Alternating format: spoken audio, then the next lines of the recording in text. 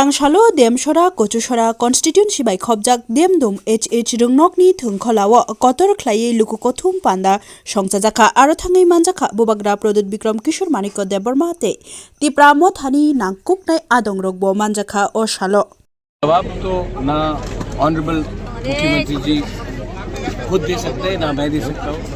इसका जवाब जनता देगी। जो गांव में हमारा जो तिपरासा है वो जवाब देगा। अनाउंसमेंट करने के लिए उनका पॉलिटिकल पार्टी है, उनको जो पॉलिटिकली बोलना है वो बोलेंगे क्योंकि उनका भी तो एक पार्टी है। लेकिन अंत में जवाब तो पब्लिक देगा और मैं अपने लोगों के ऊपर पूरा विश्वास करता हूँ। मैं सिर्फ इलेक्शन के टाइम नहीं, मैं पूरा 5 साल से अपने लोगों के साथ ही हूँ। खराब समय में हो, अच्छे समय में हो, मैं अपने लोगों के साथ ही रहा हूँ। इलेक्शन के 2 महीने पहले अपने लोगों को गुमराह करने से हमको नहीं लगता कि 2026 में तिपरासा इतना नादान है कि वो किसी के बात सुनकर विश्वास कर ले कि कौन किसके लिए काम करे। तो एडीसी इलेक्शन के लिए आप लोग कितने तैयार हैं? मैं तो हमेशा तैयार हूँ। आप कल इलेक्शन अनाउंस कर दीजिए, मैं तैयार हूँ। आप इलेक्शन अनाउंस कीजिए ना। आप बोलते हैं कि मैं फाइट करना चाहता हूँ, मैं जीतूंगा, लेकिन आप अनाउंस नहीं करते कि कब फाइट है। आप टाइम और समय बता दीजिए, मैं रेडी है। हम तो रेडी हैं। महाराज दूसरी आप एक कल अनाउंस कर दीजिए इलेक्शन, हम रेडी हैं। महाराज दूसरी एक बात है तो और भी है ना, बोला है और ये भी बोला है कि छोटा है, आपको बड़े भाई नहीं बनना। आपको मीडिया बाइट चाहिए, थोड़ा चटपटा मीडिया बाइट चाहिए। मैं आपको चटपटा मीडिया बाइट नहीं दूंगा। मेरा हमारा बड़ा भाई कोई नहीं है। हमारे दोस्त है बहुत और मैं सब दोस्त का सम्मान करता हूँ, आदर करता हूँ। मेरा बहुत अच्छा रिलेशनशिप है दिल्ली में गृह मंत्री जी अमित शाह जी के साथ। आदरणीय प्राइम मिनिस्टर ने भी जब तिपरासा अवार्ड हुआ था उन्होंने आशीर्वाद दिया था कि ये अच्छे से होगा और मैं उनसे बात करूंगा। ये अगरतला में कोई भी कुछ बोले मुझे नहीं लगता है कि मुझे रिएक्ट करना चाहिए। मैं सबका सम्मान करता हूं, लेकिन हमारा बड़ा भाई कोई नहीं है।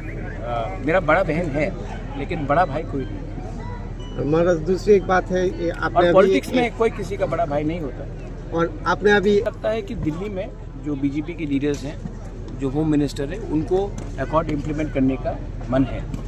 लेकिन स्टेट में कुछ लोग हैं जो नहीं चाहते हैं कि तिपरासा को अधिकार मिले, क्योंकि जिस दिन तिपरासा सच में बोलूं, ये तिपरा मोथा का फाइट नहीं है, ये हमारा पूरा कम्युनिटी का फाइट है। जिस दिन हमारे कम्युनिटी को अधिकार मिल जाएगा, हमको कोई दबा नहीं सकता। कोई भी पार्टी में हो, कोई दबा नहीं सकता। तो इसी के लिए 1-2 लीडर्स हैं जो अगरतला से दिल्ली को बोल रहे कि अभी मत करो, हम एडीसी इलेक्शन जीतेंगे, उसके बाद हम लोग देखेंगे। तो ये उनका पॉलिटिक्स है, लेकिन मैं पॉलिटिक्स नहीं कर रहा हूँ। मैं चाहता हूँ कि जब अधिकार आए तो जो तिपरासा बीजेपी में भी है उनके बच्चे को भी अधिकार मिले, जो सीपीएम में है उनके बच्चे को भी अधिकार मिले, जो कांग्रेस में उनके बच्चे को भी अधिकार मिले।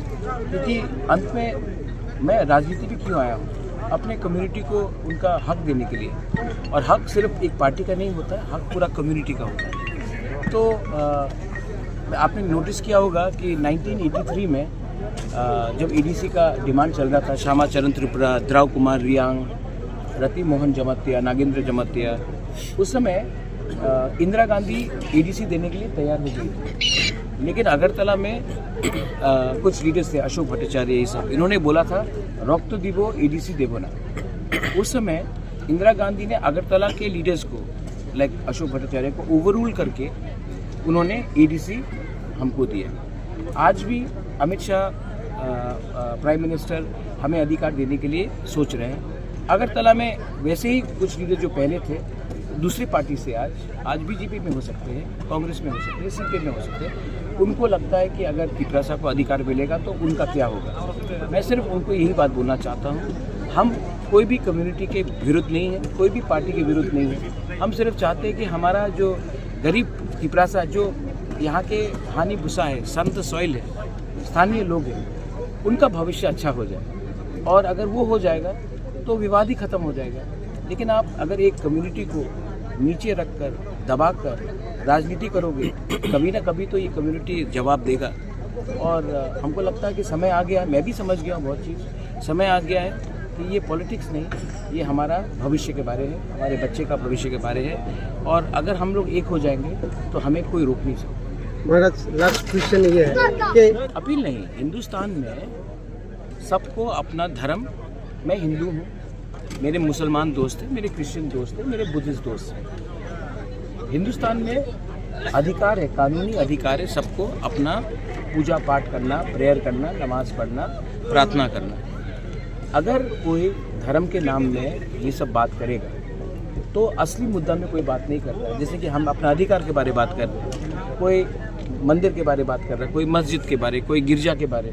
मुझे लगता है कि अगर हम लोग जो कॉमन आम जनता है त्रिपुरा का, अगर हम लोग ये झूठ को समझ ले तो असली बात में हम बात करेंगे, जो है बेरोज़गारी, जो है हमारा स्कूल का हालत, हमारा हॉस्पिटल का हालत, हमारे यूथ को नौकरी नहीं मिल रहा है, और वो सब में हमारा रास्ते 1 साल के बाद कॉन्ट्रैक्ट मिलता है, 1 साल के बाद रास्ता बिगड़ जाता है, तो कॉन्ट्रैक्टर कितना कट खा रहा है, ये सब में हमको बात करना चाहिए।